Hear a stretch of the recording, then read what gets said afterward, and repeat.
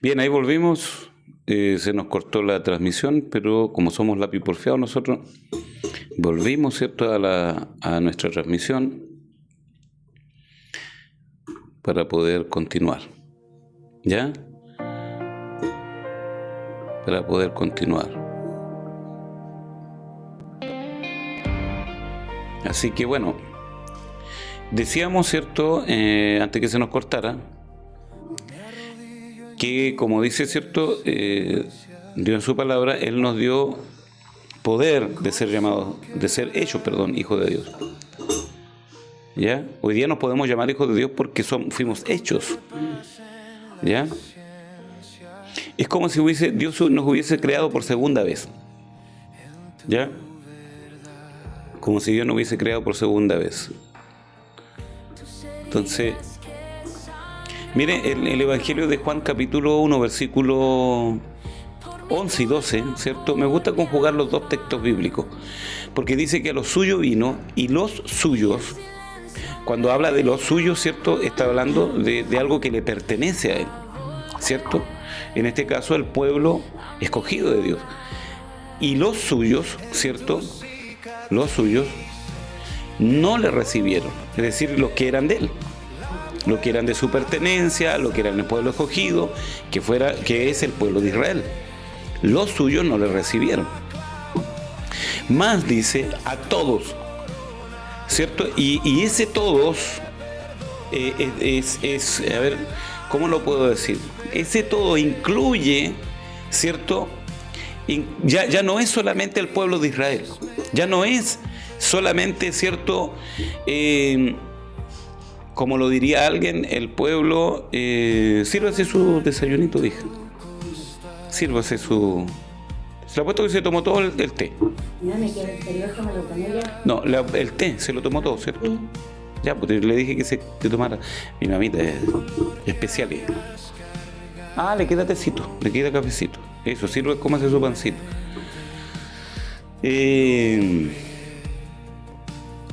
Entonces, esto es como una forma diferente de hacer de repente una transmisión, porque igual cuando hice la transmisión, el en vivo el otro día, cuando iba con ella en el vehículo, andaba haciendo unas compras. Y tengo que andar con ella porque, ¿cierto?, me toca ella, yo soy el cuidador de ella. ¿Ya? Así que tengo que andar, pues no puedo dejarla solita mi mamá acá. Y ya, lo bueno es que ella puede caminar, andar bien. Bien, estaba hablando esto de ¿cuánto se llama? El pueblo escogido de Dios. Entonces, ellos eran solamente el pueblo exclusivo y escogido de Dios, ¿ya? Que era el pueblo de los israelitas, ¿ya? Los judíos.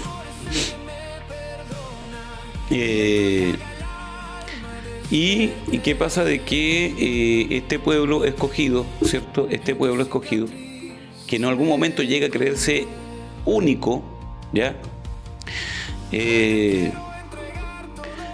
Se llega a creer único, ¿cierto? Y que ellos merecen solamente la salvación y nadie más la merece. Pero en este texto bíblico estamos viendo cómo Dios viene y a través del mismo tropiezo, ¿cierto?, de Israel, ¿cómo se llama? A través del mismo rechazo de Israel, del pueblo, ¿cierto?, de su pueblo, del pueblo que Dios había elegido, escogido, ya formado, como lo va a decir en otras partes. El rechazo mismo del pueblo da lugar a que Dios ahora diga, ¿cierto?, de lugar, ¿cierto?, a que todos vengan a Él. Lo vamos a ver también en una de las parábolas donde invita, ¿cierto?, a los convidados de la boda y los convidados no quisieron venir. Lo vamos a ver allí, ¿cierto?, donde se invitan a los convidados de la boda, a los que estaban convidados. O sea, cuando usted invita a alguien, por ejemplo, a la boda, no invita a cualquiera, no invita a cualquier persona, ¿cierto? No va a invitar a una persona totalmente desconocida, invita a las personas, ¿cierto?, que son más cercanas, que son de la familia. Pero si usted invita, imagínese a toda, vamos a suponer, ¿cierto?, que la boda de una hija o un hijo, ¿ya? Supongamos, ¿cierto? Supongamos, porque ahí está el padre, ¿cierto?, invita a aquellas bodas, ¿ya? Bien, el asunto es de que los que eran convidados en este caso, ¿cierto?, los que usted convidó, los que son su familia, rechazan la invitación. Es una cosa más o menos parecida. Entonces, ¿qué sucede? Dios el Padre, al ver el rechazo, ¿cierto?, de este pueblo, de su pueblo, Él dice, bueno, vayan por las plazas, por los montes, por todo lugar, ¿cierto?, y busquen a todos, ¿cierto?, a los cojos, a los mancos, a los ciegos, a todas las personas que quieran venir a esta boda, a esta fiesta. Es decir, a los que no eran convidados, a los que no fueron convidados, vayan, invítenlo. O sea, esto da apertura, y dio apertura, ¿cierto? Aunque yo creo firmemente que en el plan de Dios no era que el pueblo, que Israel, lo digo así, ¿cierto?, el pueblo étnico de Israel fuera el único pueblo escogido. No, era el instrumento, amado, como la iglesia, como nosotros, cada uno de nosotros. Dios no nos llamó para ser los únicos salvos. Somos el instrumento de Dios para salvación. ¿Ve? Dios nos llama para, ¿cierto?, poder Él usarnos como instrumento para que otros vengan al conocimiento de la verdad. No para que nosotros nos quedemos celebrando y diciendo que bien, Dios me escogió a mí, ¿cierto?, y los demás que se mueran, ¿ah?, los demás que se jodan todos. No es eso lo que hace Dios. No es el pensamiento ni el sentir de parte de Dios, ni la voluntad de Dios. Cómase su huevito. Ya, no es eso. Entonces, bueno, y aquí lo expresa claramente: a lo suyo vino, suyo, ¿cierto? Y luego va a decir los suyos, hablando en plural, ¿cierto?, no le recibieron. Así, tan fríamente, tan claramente, ¿cierto?, lo dice: no le recibieron, le rechazaron. Y es lo que nosotros vamos a ver. Por eso se nos entregan 4 evangelios, 4 perspectivas, ¿cierto?, que son de la vida y obra de Jesús, ¿ya? La venida, el nacimiento, ¿cierto?, todo como fue la venida de nuestro Señor Jesucristo a la tierra, ¿ya?, del Hijo de Dios en este caso. ¿Cómo hace Dios? ¿Cierto?, que en el Antiguo Testamento es un Dios que se conoce de una forma, ya, en su omnipotencia, omnisciencia, ¿cierto?, en su poderío y todo aquello, pero no había un conocimiento tan ¿cómo se llama?, amplio de quién era ese Dios. Entonces en el Nuevo Testamento nosotros vemos que se comienza a revelar mucho más claramente, ¿cierto?, a este Dios omnipotente, y más todavía porque Dios el Padre, ¿cierto?, cumple, o sea, a ver, lo vamos a decir, ese Dios omnipotente comienza a cumplir esas promesas que estaban en el Antiguo Testamento, que tendría que venir uno que derrotaría, ¿cierto?, que pisaría la cabeza de la serpiente, el cual, ¿cierto?, es Satanás, el maligno, el engañador, ¿cierto?, el que hizo caer a la primera pareja humana, ¿ya? Entonces, ¿qué pasa? De que ¿cuánto se llama? Esta persona que fue anunciada, y todo lo que fue anunciado, ¿cierto?, ahora viene el cumplimiento, ¿ya? Ahora viene el cumplimiento de las promesas, el cumplimiento de las promesas. Por eso, amado, escúcheme bien, usted no tiene que estar esperando el cumplimiento de promesas, porque el cumplimiento de las promesas ya fue hecho en Cristo Jesús. Todas las promesas en Él son sí y son amén. ¿Se da cuenta? Es decir, lo que está diciendo ahí, en Él están cumplidas todas las promesas que no se te hicieron a ti.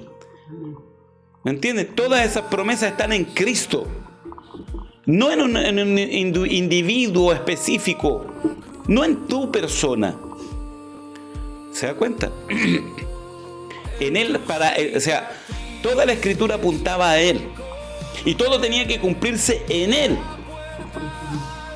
Y al cumplirse toda la voluntad, ¿cierto? Porque Él vino a cumplir toda voluntad, toda obra. Como le dice, ¿cierto? Y le va a decir al Juan el Bautista, en el mismo libro que estoy leyendo acá, el Evangelio de Juan, que es obviamente otro Juan, porque ese Juan, el que se le llama Juan el Amado, ¿ya? Allí Juan el Amado va a hablar de Juan el Bautista, el cual cuando se llama, tiene esta experiencia Juan el Bautista, que viene siendo primo de Jesús. ¿Cómo le dijera yo? Se soltó un poquito el micrófono. ¿Cómo se llama? El Brasil. Ahí sí. ¿Verdad que no se nos agache? Entonces, para no perder la idea, la Biblia dice que Jesús viene para ser bautizado en el Evangelio mismo de Juan, ¿cierto? No del profeta Juan, no se equivoque, ¿cierto? Son dos Juan diferentes. Pero Juan el Evangelista habla de el profeta Juan, el último de los profetas del antiguo pacto. El último de los profetas que va a ser usado del antiguo pacto. Porque luego viene, ¿cierto?, un tipo de profeta que es del nuevo pacto. ¿Ya? Aunque a muchos no le agrade la idea, pero es así porque aparece ahí en los evangelios. 5 ministerios, ¿cierto?, que aparecen en el nuevo pacto. Apóstol, profeta, evangelista, ¿cierto? Y ya lo hemos dicho en otras ocasiones, ¿no? Esas cuestiones de apóstol medio raro, ¿cierto? De profeta medio raro que andan buscando fama, que andan buscando llenarse los bolsillos a costa de, ¿cierto?, de los ingenuos, de los incautos, ¿ya? Entonces, es el último de los profetas del antiguo pacto. Es el que prepararía el camino del Señor, ¿ya? Por eso Juan va a decir: el que viene tras mí es más poderoso que yo, porque yo no soy digno de desatar la correa de su calzado ni siquiera, ¿ya? Porque él es el que había de venir. Él es el hombre que tenía que venir, el hombre perfecto. El hombre perfecto, sin mancha, sin mácula, ¿me entiendes?, sin tacha, como lo hacía referencia con respecto a lo que es el Cordero, ¿cierto?, el cual apuntaba a él. Bien, eso en otro momento lo diremos. Pero dice ese relato de que cuando viene Jesús para ser bautizado, se turba Juan, y Juan dice: pero tú vienes a mí, yo tengo que ser bautizado por ti, tú tienes que bautizarme a mí, no yo a ti. Y el Señor Jesucristo, ¿cierto?, le habla a Juan, ¿cierto?, que es primo según la carne, y le dice: deja. Este es, digamos, la actitud que Jesús tuvo frente a la actitud de Juan el Bautista. Cuando él le dice, ¿cierto?, porque parece muy humilde lo que él dice, y tal vez, ¿cierto?, muchas cosas nosotros las confundamos con humildad. Hallemos que es una actitud de humildad lo que estamos haciendo, pero muchas veces esa cosa, hermanos, tendrá mucho que ver con el hecho de que nosotros nos estamos oponiendo, nos confundimos, ¿cierto? Entramos en confusión. En confusión, ¿cierto? Nos confundimos, nos turbamos nuestro corazón porque no nos creemos dignos. Y obviamente nosotros en nuestra propia capacidades no somos dignos de nada. Él nos ha hecho dignos a nosotros. Entonces Juan el Bautista dice: no, yo no puedo bautizarte a ti, o sea, es una obra muy grande, es algo muy grande, y yo no estoy a la altura de poder bautizarte, ¿cierto? Estoy parafraseando. No, tú tienes que bautizarme a mí, tú tienes que hacer, ¿cierto? Yo necesito ser bautizado por ti. Pero ¿cuál va a ser la respuesta maravillosa del Señor Jesucristo? Es: deja. Lo primero que le dice: deja, Juan, deja. Porque así conviene que cumplamos toda justicia. Deja, porque así conviene que cumplamos toda justicia. Entonces, es impresionante, ¿cierto?, cómo el Señor lo lleva a la cordura, cómo lo lleva al equilibrio, ¿cierto? Y mire cómo seguimos el mismo hilo nuevamente de conductor de lo que Dios, ¿cierto?, nos está hablando, o en lo cual nos está guiando en este tiempo. Volver a la cordura. Nosotros perdimos, ya sea, hermano, por arrogancia, por ser muy, ¿cierto?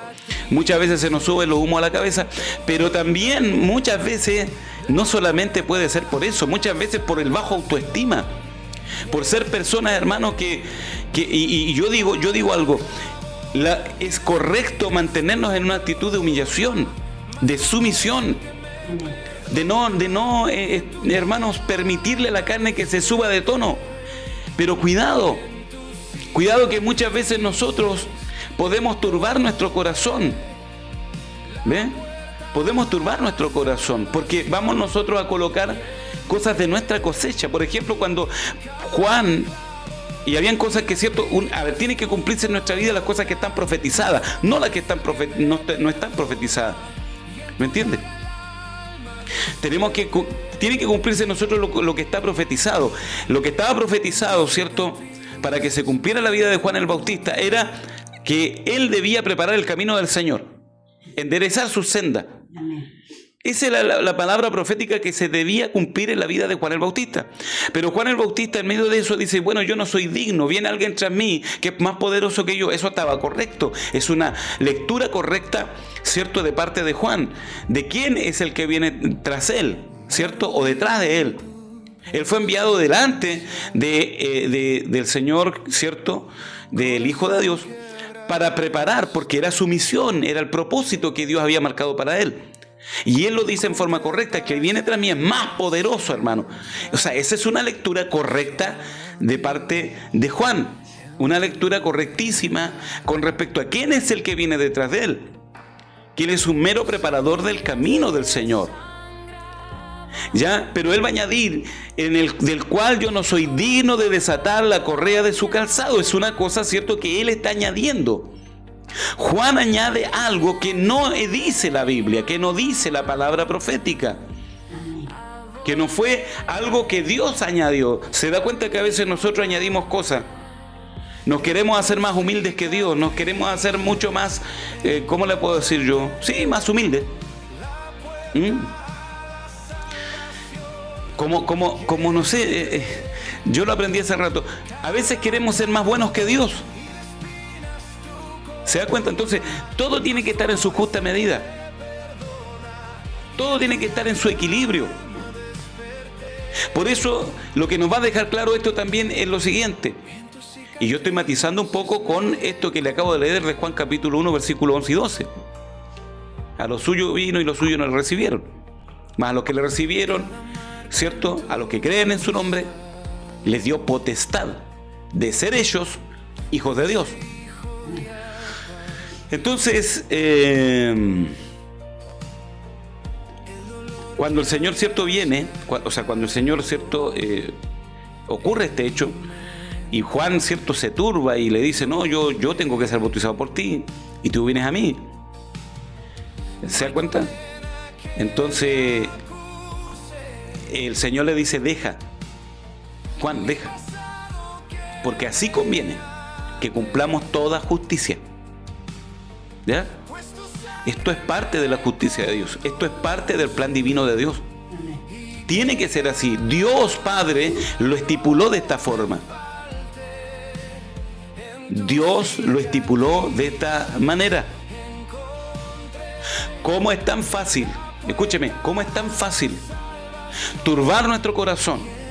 Que se turbe nuestra vida. Recuerde las palabras del propio Señor: no se turbe vuestro corazón ni tenga miedo. ¿Cómo es tan fácil que el corazón del ser humano se turbe? ¿Cómo es tan fácil que nos turbemos? ¿Me entiende? Y muchas veces con la turbación vienen otras cosas. El que nosotros nos turbemos es como abrir la puerta, es como el descuido para que entren otras cosas. Detrás van a venir otras cosas. Hermanos, no se turbe vuestro corazón. Por eso es tan, hermanos, clarificador esto, ¿cierto? Es tan revelador esto de que la Biblia, ¿cierto?, Dios en su palabra nos muestre esto. Porque imagínense usted, póngase en la idea de que el Señor no le hubiese dicho nada. Al final no se hubiese ejecutado la voluntad, ¿cierto?, perfecta de Dios Padre. ¿Ven? Pero sin embargo, el hombre perfecto, ¿cierto?, el hombre sin mácula, sin mancha, sin contaminación, el que no está contaminado y ni pudo el diablo contaminar su corazón, ¿cierto? El corazón de Jesús no pudo ser contaminado por Satanás. Él hizo muchas tentativas, no solamente en el desierto. A veces pensamos que la única tentación que tuvo el Señor fue de los 40 días, ¿cierto? O después de los 40 días en el desierto, porque el Señor no fue tentado a los 40 días. Ojo con eso. Jesús estuvo 40 días y 40 noches ayunando. Y cuando termina, ¿cierto?, los 40 días y 40 noches, ¿de qué dice la Biblia? Tuvo hambre, ¿cierto? Tuvo sed. Porque es natural. Una persona, imagínense, de 40 días y 40 noches, ¡wow! Yo antes de eso ya estaría seco ya. Estaría, yo creo que agónico. Entonces, aunque han habido personas, ¿cierto?, que han hecho ayunos de 40 días, no han salido muy bien parados también. Entonces dice que después de eso vino el tentador y le tentó. Así que no, ojo, no fueron 40 días que estuvo siendo tentado el Señor. Después de esto vino el tentador y, aprovechando esa situación, ¿cierto?, de que el Señor tenía hambre y tenía sed, el tentador vino. ¿Y qué es lo que primero que le dijo? Si tú eres hijo de Dios, si tú eres hijo de Dios. ¿Por qué apeló a eso? Porque Satanás, conociendo la naturaleza divina, a diferencia del ser humano, que no, ¿me entiendes?, y sobrenatural y todopoderoso del Hijo de Dios, estaba apelando a su naturaleza, ¿cierto?, divina. Que el Señor, al tener hambre, podía haber, con solo pensarlo, hubiesen aparecido, ¿cierto?, las piedras se hubiesen convertido en pan. ¿Tiene poder Dios? Claro que tiene poder. Tiene todo poder, hermano. Todo poder. De hacer cosas que ni siquiera nosotros imaginamos. De hecho, no era necesario que convirtiera las piedras en pan. Así como hizo, ¿cierto?, llevar maná, podía haberlo vuelto a hacer. O haber hecho otras cosas extraordinarias, hermano. Inimaginables para el ser humano. Pero el Señor no se dejó embaucar. Pero eso no fueron las únicas, situaciones. Ahí tenemos, ¿cierto?, en lo que yo estoy relatando, una de las situaciones donde, ¿cierto?, aparece la tentativa siendo usado, tomando, ¿cierto?, la debilidad, la flaqueza del profeta Juan el Bautista. Justo en el momento donde él tenía que concretar, hermanos, ¿ya? Justo como yo digo muchas veces, ¿cierto?, cuando iba como avión, Juan el Bautista, justo en el momento cuando iba, ¿ya?, estaba en el pic de su ministerio, justo en ese momento se turba su corazón.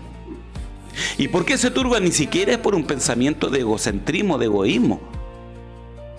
No, es todo lo contrario. ¿Me entiende? Porque él no se encontraba, ¿cierto?, la persona idónea para poder bautizar al Hijo de Dios. No se encontraba idóneo, ¿cierto? No se encontró, ¿cierto?, la persona correcta.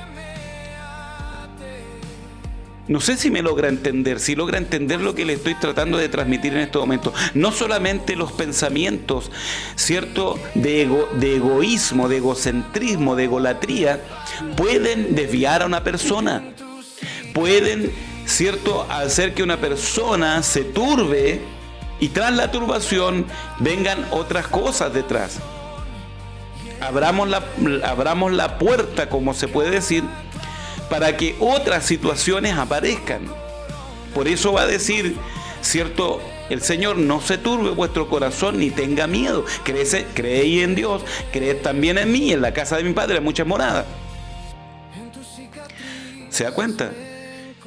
No solo es no turbar el corazón, dice: no se turbe vuestro corazón ni tenga miedo. Ni tenga miedo.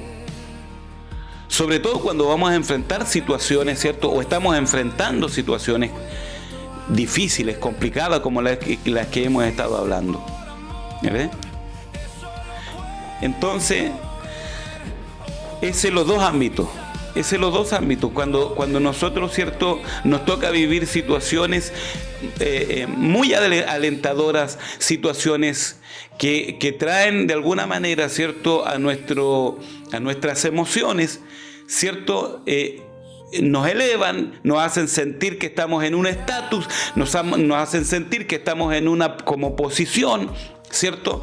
Como que estoy logrando cosas, se están logrando cosas o se están cumpliendo cosas en mi vida. Y eso me puede llevar, ¿cierto?, a descuidarme, ¿cierto?, a turbar mi corazón. Eso me puede llevar a turbar mi corazón por el hecho mismo de que yo, ¿cierto?, como le digo, está viniendo como una especie de éxito, por decirlo de alguna forma, ¿ya? Me está yendo bien, me están saliendo todas las cosas a pedir de boca, se me están abriendo puertas.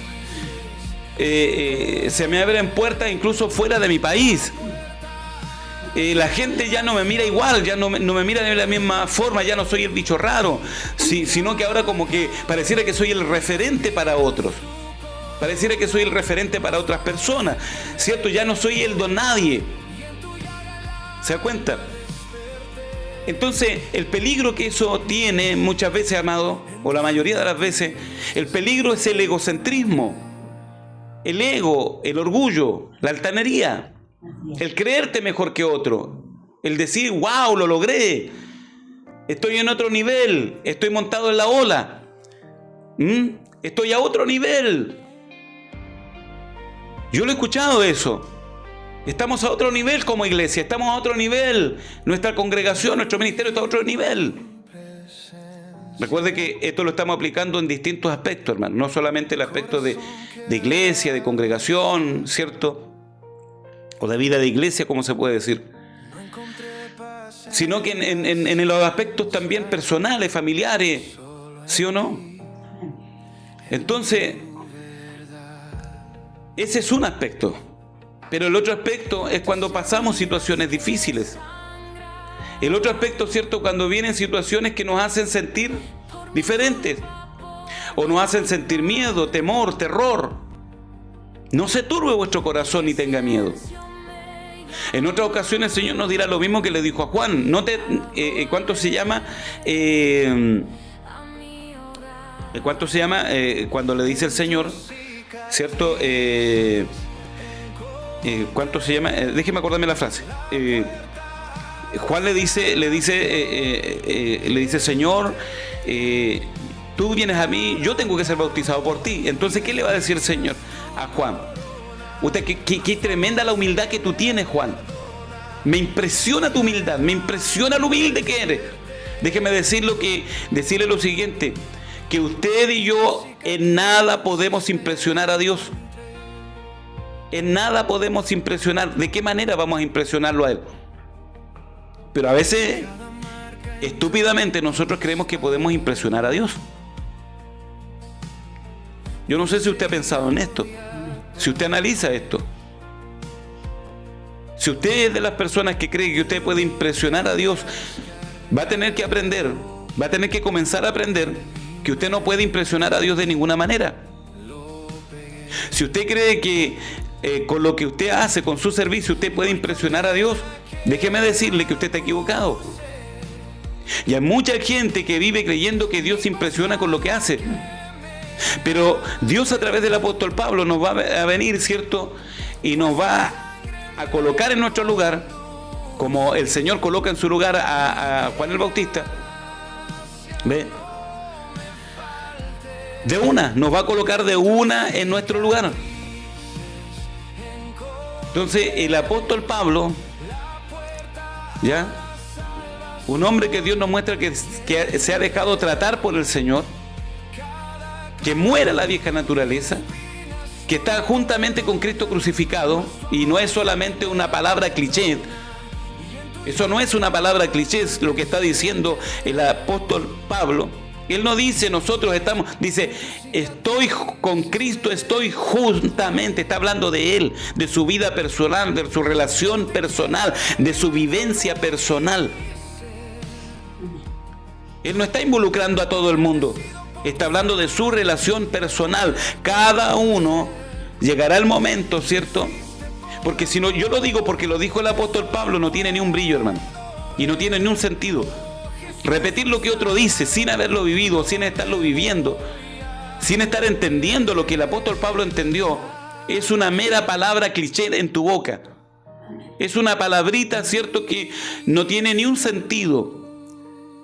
Porque tú no estás viviendo, ni yo estoy viviendo lo que vivió el apóstol Pablo: cárceles, hambre, cierto, ser golpeado, ser maltratado por causa del evangelio. Muchas veces, cierto, amenazas de muerte, haber estado a punto de morir. Entonces es otra cosa. ¿Ve? Con Cristo estoy juntamente crucificado. Ya no vivo yo, sino Cristo vive en mí, dice el apóstol Pablo. Cristo está reinando en mí. Yo ya no hago lo que yo quiero, hago lo que Él quiere. Y para añadirle, cierto, a lo que, el sentido a lo que estoy diciendo, Él dice, todo lo que yo hago, no lo hago yo. No lo hago yo. Yo trabajo más que todos ustedes, pero no yo. No lo hago yo, dice el apóstol Pablo. Y con eso, amado, nos trae una realidad tan tremenda, una realidad tan grande, de la cual muchas veces no vivimos. Me gusta una frase que escuché una vez, cierto, de un, y no porque sea brasileño, no, es que lo escuché de esa persona, que muchas veces nosotros, después que hacemos algo, de que Dios nos usa, más bien dicho, nosotros decimos, cierto, nos falta decir: alabado sea yo, te des glorias a mí, glorificado sea yo, cierto. Nos falta decir solamente eso. No lo decimos con la boca, pero lo decimos con la actitud, lo decimos con los hechos, lo decimos con el proceder, lo decimos incluso hasta con el semblante, hermano. O decimos, gracias a Dios, yo doy gracias a Dios. Pero en realidad muchas veces, cierto, de la manera que hablamos, que decimos las cosas, al final de cuentas, como digo, lo único que nos falta decirlo es que a través digamos, de nuestras frases. Pero en la actitud ya es lo mismo nomás. Porque yo, independiente que yo diga, yo agradezco a Dios por todo esto, ¿cierto? Siempre nos estamos dando el crédito que no merecemos. Entonces el apóstol Pablo dice, ¿cierto? Y de forma de cortarle toda ala a la carne, a la vieja naturaleza, dice: yo hago más que todos ustedes, Dios me usa más que todos ustedes, pero no yo.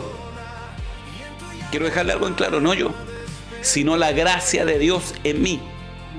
Porque sin su gracia, ¿cierto? Por su gracia, dice, el apóstol Pablo, soy lo que soy. Usted y yo somos lo que somos, o podemos ser lo que lleguemos a ser, solo por la gracia de Dios. Y nuevamente, esto no debe ser y no puede ser una palabra cliché, una mera palabra cliché, ¿cierto?, en nuestra boca. No puede ser una frase épica, como muchas de las frases épicas, ¿cierto?, que nosotros, tomando textos de la palabra de Dios, lo usamos como frases épicas para que suene bonito, para que la gente se emociona, pero en realidad la verdad que eso no es una realidad en nuestra vida. No es una realidad en nosotros. No es algo concreto en nuestra vida que está pasando.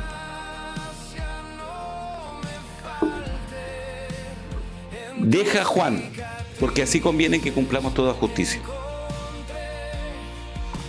Es decir, en ese momento el Señor, cuando Juan quiso desviarse, quiso desorientarse, o se desorientó, se turbó, ¿cierto? Dios nos da a conocer a través de su palabra que Cristo es el equilibrio.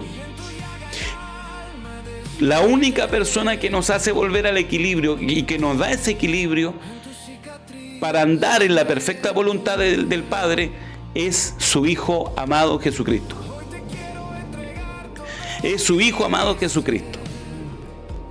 El único que nos va a colocar, como se dijera, ¿cierto?, en palabras coloquiales, el único que nos va a colocar las peras a cuatro, el único que va a colocar el punto sobre la I, será, ¿cierto?, nuestro Señor, amado Señor Jesucristo. ¿Se da cuenta? ¿Ven?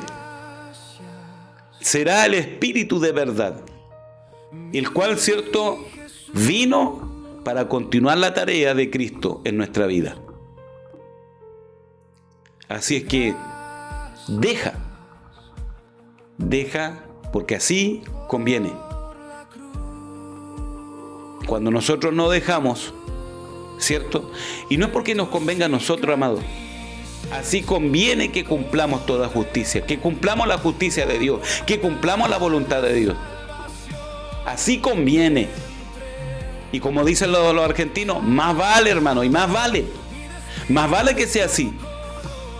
Porque si no es así, nosotros nos vamos a haber metido en tremendos problemas, en tremendas situaciones, en tremendos procesos, hermanos, de las cuales no quisiéramos estar metidos. Porque nosotros somos los que nos dejamos. ¿Ve? Nosotros somos los que nos dejamos. Me fui para allá, pero... Entonces Dios... Quiero terminar de esta manera, porque obviamente ya todo tiene su tiempo debajo del sol. Todo tiene su tiempo debajo del sol, como dice la palabra del Señor. Esta mañana, bien temprano, ¿cierto? No lo voy a decir la hora. Bien temprano estaba meditando, ¿cierto? Y entiéndase meditar también, ¿cierto? La oración, la meditación es parte de la oración. Si usted no lo sabía, ¿cierto? Es así. Cuando usted medita, nosotros a la vez que estamos meditando estamos hablando. Yo por lo menos, ¿cierto? Le hago preguntas a Dios. Le hago preguntas o le digo cosas a Dios. O reflexiono acerca de cosas, de situaciones. Y eso es como un momento de aprovechar de conversar con Dios, ¿ya? Y reflexionaba respecto a lo que había estado conversando, ¿cierto? Como yo ya le dije antes, con mi padre. Reflexionaba respecto a eso. Una conversación tan espontánea que se dio, tan espontánea, ¿cierto? Por una situación específica. Y aquí quiero yo ya... digamos, ir concluyendo, ¿cierto? Porque es el sentido de este en vivo y quiero concluirlo, ¿cierto? No sé qué es lo que se puede dar en este momento, no lo sé, ¿cierto? De alguna manera tampoco andamos buscando forzar nada de ninguna forma, ¿ya? Ni, como yo lo he dicho en otras ocasiones, ni provocar sensacionalismo ni nada. Pero me voy a referir a ciertas situaciones y personas, ¿cierto? Porque uno ve como una conversación puede ser una simple conversación, o una conversación, ¿cierto? O una simple conversación puede transformarse en más que una simple conversación. Es más que una simple conversación. En una conversación donde increíblemente, ¿cierto? Dios guíe esa conversación. Dios guíe, ¿cierto? Nuestras palabras. Sobre todo si están centrados, ¿cierto? Si esa conversación está centrada en el Hijo de Dios, centrada en la voluntad de Dios, buscando esa perfecta voluntad de Dios. Y meditaba, como le digo, en eso que había conversado, que tiene que ver con el hecho, ¿cierto?, de no perder la dirección, que es con el texto que estamos terminando. Dios nos dio poder de ser llamados hijos de Dios, o sea, de ser hechos, perdón. Versículo 12 del capítulo 1 de Juan. Dios nos dio poder de ser hechos. Y si somos ya hechos hijos de Dios, ¿cierto? Y aunque tiene más relevancia, si lo pensamos bien, tiene más relevancia ser hechos, ¿cierto?, hijos de Dios. Entendiendo que Dios ya nos había hecho en el principio, que ya conocemos de Génesis, donde Dios hizo al hombre. ¿Ya? Y yo le decía delante de que, o hace un rato atrás, de que esto es como si Dios nos volviera a hacer, porque Dios nos hizo, ¿cierto? Dios nos hizo en Cristo. Fuimos hechos nueva criatura. Y aquí las cosas viejas pasaron, todo es hecho nuevo. Es decir, todo lo que Dios hizo en un comienzo, ¿cierto?, de la creación, Hoy día Dios lo hace nuevo. Dios no te da, ¿cierto? Y son de las cosas maravillosas que uno comienza a entender, hermano, en este maravilloso evangelio que se nos ha sido entregado, que se nos ha sido, ¿cierto?, encomendado, impartido. Y que a veces entendemos tan mal, increíblemente. ¿Por qué? Porque nos quedamos, pues, hermano, porque nos turbamos, porque nos confundimos, perdimos la dirección. Y la gente piensa que solo por el hecho de estar en una denominación, en un lugar, ahora estoy bien. No, tú conoces parte, o sea, todavía falta que Dios, ¿cierto?, ilumine tu entendimiento, que crezcas en sabiduría, que crezcas en conocimiento, que crezcas en entendimiento, que crezcas en madurez. Y madurar no significa ser, ¿cierto?, una persona más adulta, ¿cierto?, más coherente solamente, sino que está hablando de una madurez espiritual, de llegar a la madurez. Y esa madurez tiene que ver con un entendimiento, con comprender esas cosas que antes no entendía, con que se te iluminen esas cosas que antes no comprendía. Entonces no es que Dios va a restaurarte, como decimos nosotros. Dios quiere restaurar a Cristian, quiere restaurar a Pablo, quiere restaurar a Miguel, quiere restaurar, ¿cierto?, a Ricardo, quiere restaurar, ¿cierto?, a... ¿cuánto se llama aquí? Si yo colóquele el nombre que quiera colocarle, o coloque su propio nombre. Entonces pensamos que Dios quiere restaurar a ese hombre caído. No, para ese hombre caído, para esa naturaleza caída, hay ¿cierto? Dios ha provisto una sola cosa, la cruz. Una cruz, ¿cierto?, para que nosotros también podamos, ¿cierto?, dejar que esa vieja naturaleza esté crucificada juntamente con Cristo. Y así como Cristo ofreció su propia vida, ¿cierto?, y murió.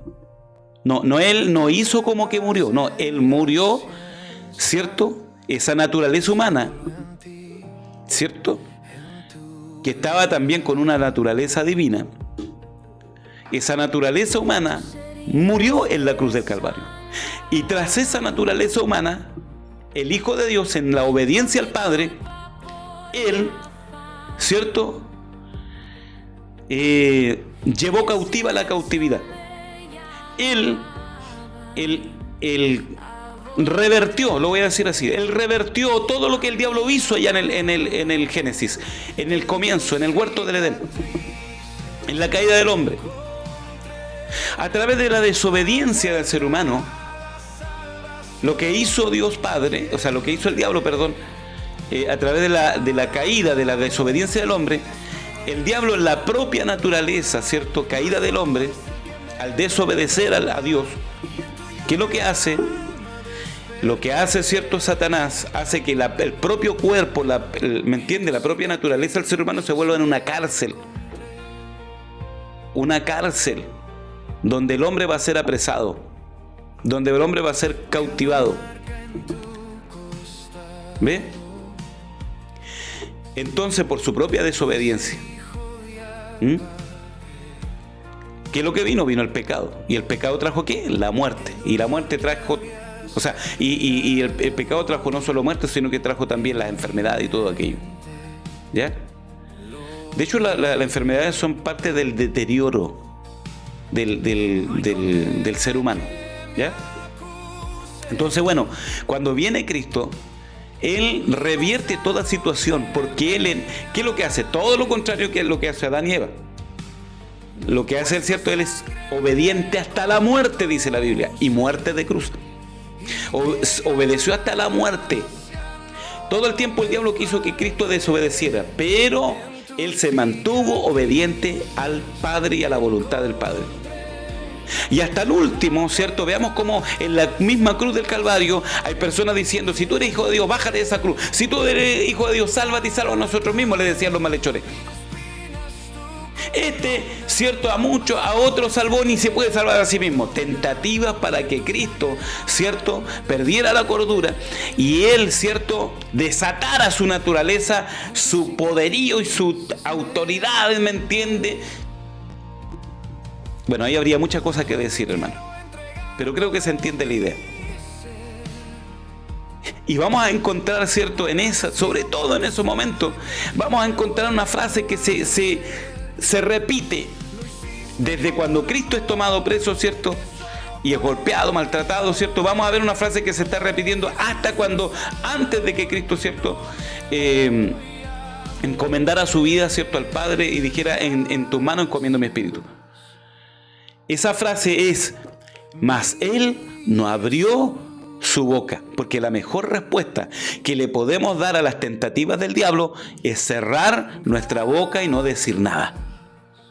Es nosotros, cierto, cerrar la boca y no hablar.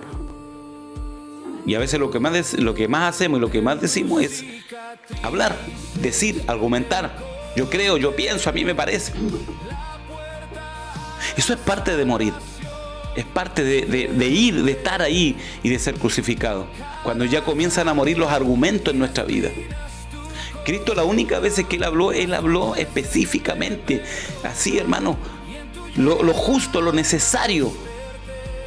¿Ah? Bien, dije que estaba terminando. Así que bueno, en esa meditación que yo le estaba contando, entonces me venía a la mente esa conversación que había tenido. Y hermano, cuán necesario es. Cuán necesario es. Cuántos planes maravillosos han sido frustrados. Cuántos planes gloriosos, propósitos gloriosos. Y yo no dudo, hermano, yo no dudo de verdad. Y incluso de la gente que yo conozco, no dudo que allí vi personas como el propósito y plan de Dios se estaba concretando. Como el propósito de Dios, como muchas palabras proféticas de Dios se concretaban en la vida de esas personas. No voy a nombrar aquí algo específico. Al entendido, como dicen por ahí, pocas palabras. Pero aquí podríamos colocar nuestra propia vida y la vida de tantas personas que nosotros conocemos. Y vamos tan bien hasta el momento, hermano, de que nosotros como Juan hacemos que se turbe nuestro corazón. Nosotros hacemos que se turbe nuestro corazón. ¿Ya? Y ahí donde está la cuestión, donde nosotros no tenemos que permitir. Debemos depender, ¿cierto?, de la gracia del Señor, de la ayuda de Dios. Debemos permitir, ¿cierto?, que esa gracia nos ayude. Depender de esa gracia. Es imposible que no vengan caídas, pero hay por quien vienen. Entonces, al igual que Juan el Bautista, Satanás quiso turbar su corazón y quiso desviar el corazón de Juan el Bautista para que se frustrara el plan de Dios, el plan divino. Pero ahí estaba la divina ayuda, la divina ayuda de Dios, la divina gracia de Dios, asistiendo a Juan y diciéndole a Juan, deja. Note usted que lo único que a veces el Señor requiere de nosotros es que dejemos. Deja, porque así es necesario que se cumpla toda justicia. Es dejar que se cumpla la justicia divina, la justicia de Dios, no es nuestra propia justicia.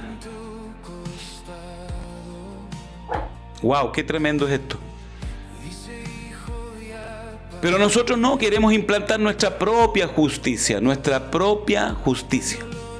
y no la justicia de Dios.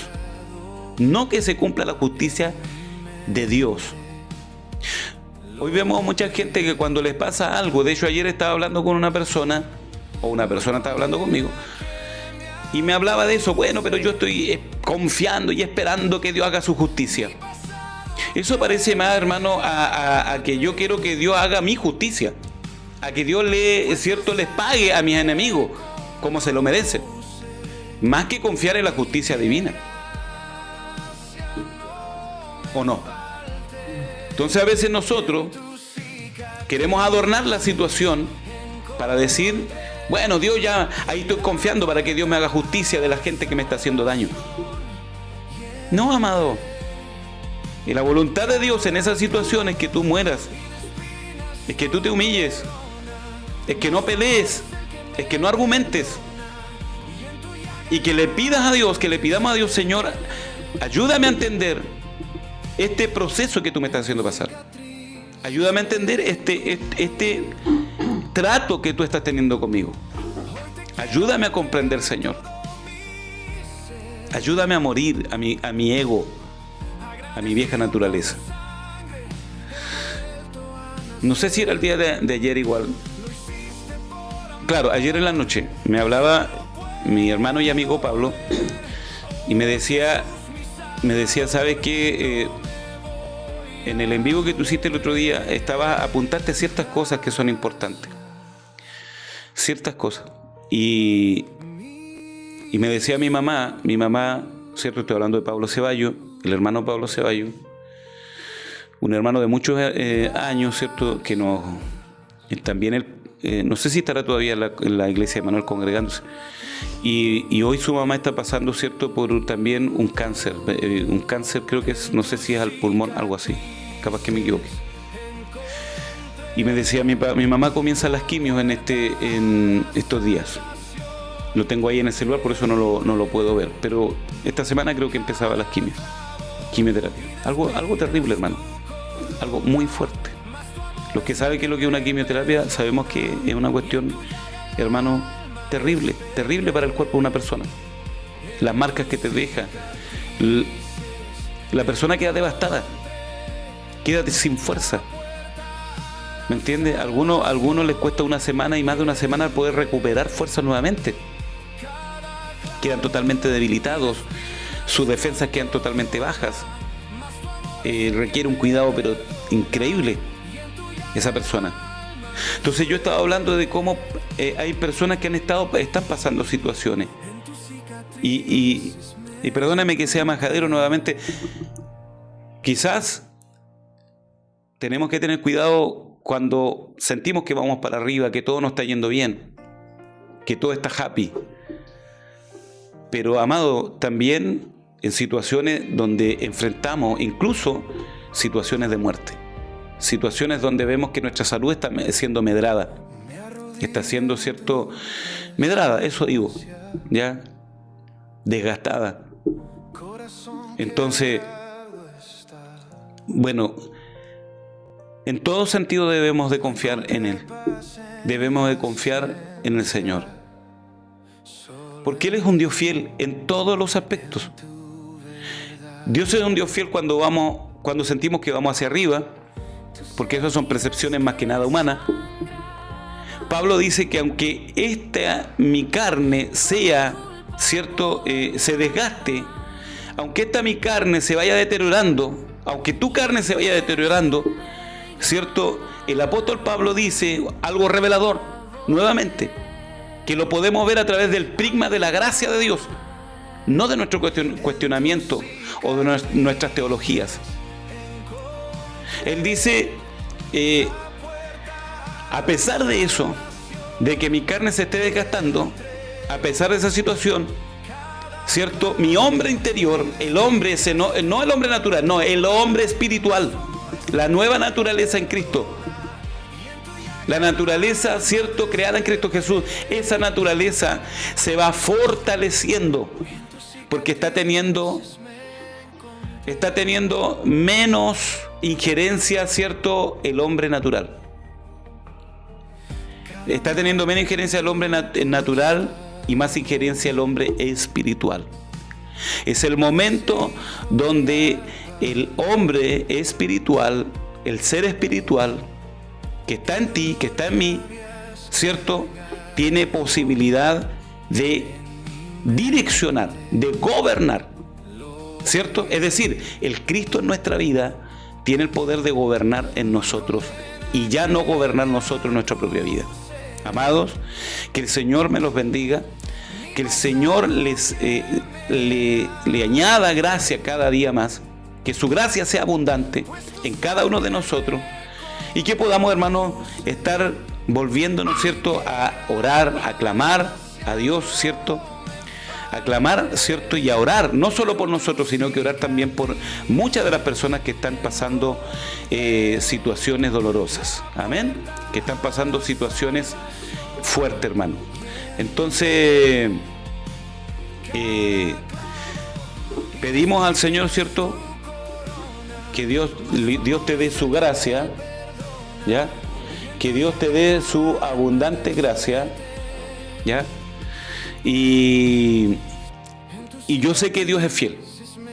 Dios es fiel para sostenernos, Dios es fiel para guiarnos, Dios es fiel, hermanos, para incluso hacernos entender y clarificarnos en el momento que nosotros no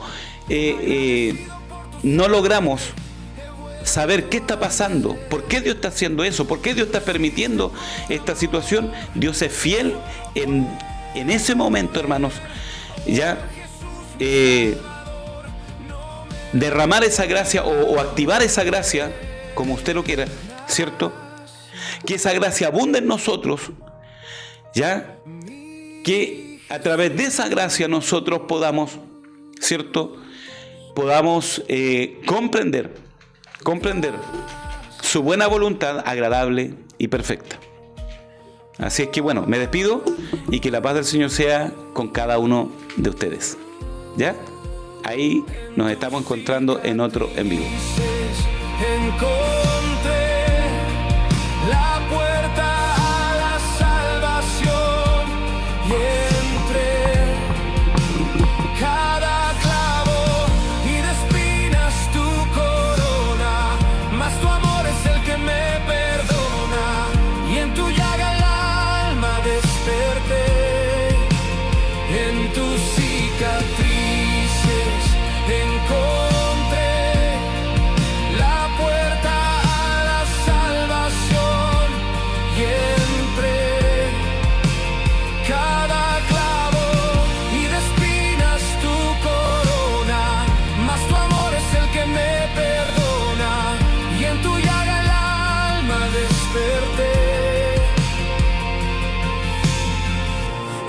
cicatrices me encontré.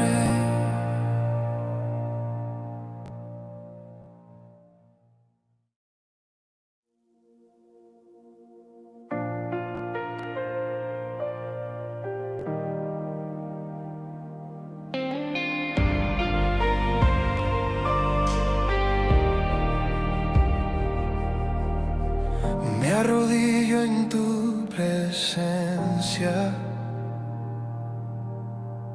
corazón quebrado está. No encontré paz en la ciencia, solo en ti, en tu verdad. Tus heridas que sangraban por mi culpa, por mi afán,